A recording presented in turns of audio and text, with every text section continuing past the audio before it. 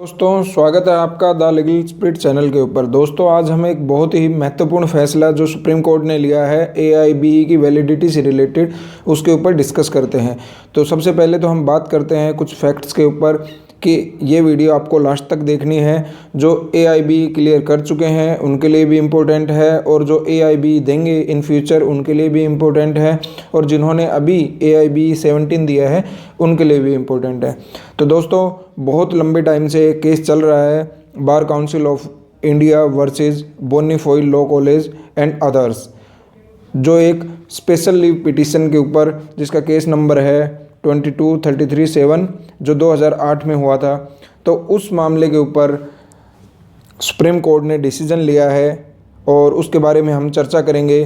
तो सबसे पहले हम बात करते हैं कि AIBE क्या होता है। AIBE तो मोस्टली सभी लोग जानते होंगे, सभी एडवोकेट्स, कि ये सर्टिफिकेट ऑफ प्रैक्टिस के लिए बहुत ज़रूरी होता है। जो भी एडवोकेट अपने स्टेट बार काउंसिल में रजिस्ट्रेशन करवाता है, एनरोल होता है, उसको अपने 2 साल के अंदर COP सर्टिफिकेट ऑफ प्रैक्टिस लेना बहुत ज़रूरी है, वरना उसे अपना प्रैक्टिस रोकनी होगी और वो वैध एडवोकेट नहीं होगा।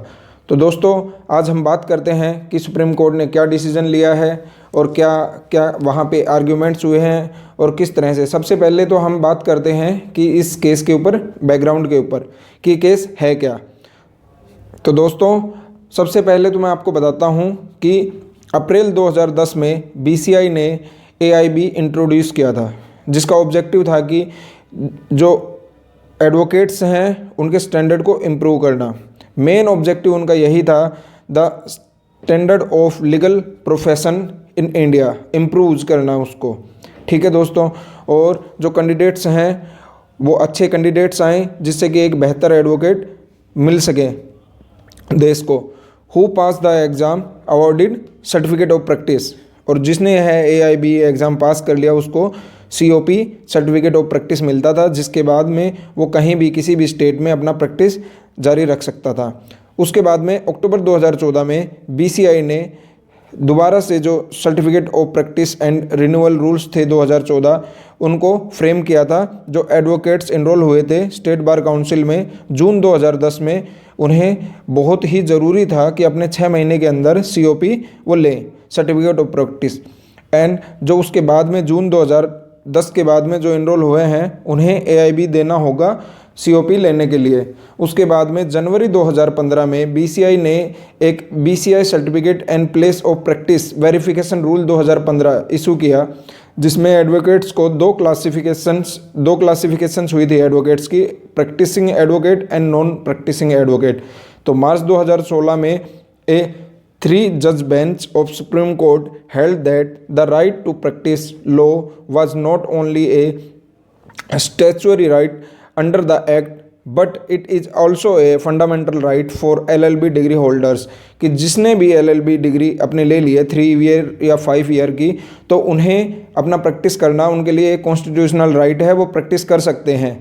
तो इस चीज़ को उन्होंने गलत ठहराया था कि ये बार काउंसिल ऑफ इंडिया जो ये एग्ज़ाम लेती है AIBE, इसको कि किस तरीके से लिया जाए, कैसे लिया जाए। तो ये जो 3 जजेस बेंच था, इन्होंने केस को 5 जजेस बेंच जो कॉन्स्टिट्यूशनल बेंच होती है उसको ट्रांसफ़र कर दिया था। तो दोस्तों अब हम बात करते हैं कि AIBE के वैलिडिटी के ऊपर। ये केस मेनली है validity of all India bar examination, AIBE की वैलिडिटी के लिए। तो जो पिटिशनर थे जो bona fide law college and others, तो पिटिशनर्स ने आर्गू किया और हवाला दिया केस का Sudhir versus BCI 1999 and Indian council of legal aid and advice versus BCI 1995, जहाँ पे माननीय कोर्ट ने कहा कि उन जो ये मामले मैंने बताए हैं इनमें माननीय कोर्ट ने कहा था कि BCI can not impose subordinate rules which go against the advocates 1961, जो एडवोकेट रूल है, एडवोकेट एक्ट है, उनमें जो रूल्स हैं उनसे अगेंस्ट नहीं जा सकते।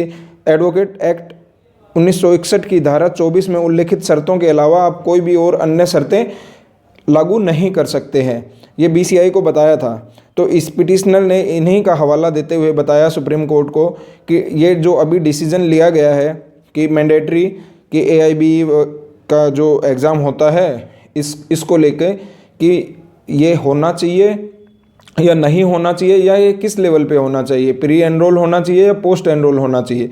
तो इसी के ऊपर फैसला देते हुए कोर्ट ने ये कहा कि ये जो डिसीजन है ये बीसीआई के पास में है। बीसीआई चाहे तब, बार काउंसिल ऑफ इंडिया जब चाहे तब एआईबी एग्ज़ाम ले सकती है, और एआईबी एग्ज़ाम किसी भी मोड में ले सकती है। यह बीसीआई के हाथ में ही रहेगा। इसका प्रभाव यह होगा कि बीसीआई पर छोड़ दिया गया है कि एआईबी वह किसी भी स्तर पर लिया जा सकता है, प्री एनरोल या फिर पोस्ट एनरोल। तो दोस्तों ये एक महत्वपूर्ण फैसला था जो सभी जो एआईबी क्लियर कर चुके हैं या देंगे या फिर जिन्होंने अभी दिया है उन सभी से संबंधित है, और रूल्स को मॉडिफाई किया गया है। लेकिन अभी मेन बात यह है कि जो केस का स्टेटस है, जो जजमेंट है, वो रिजर्व रख लिया गया है सुप्रीम कोर्ट के द्वारा, और जब भी आएगा तो यही रहेगा जो मैंने आपको बता दिया है मेन रूल्स, और जो मेन जो बातें हैं वो यही हैं घूम फिर के। और जो लास्ट हियरिंग थी इस केस की वो सितंबर 28, 2022 थी। तो दोस्तों बस आप अपने प्रैक्टिस पे ध्यान दीजिए, अपनी प्रैक्टिस करते रहिए। जय हिंद दोस्तों।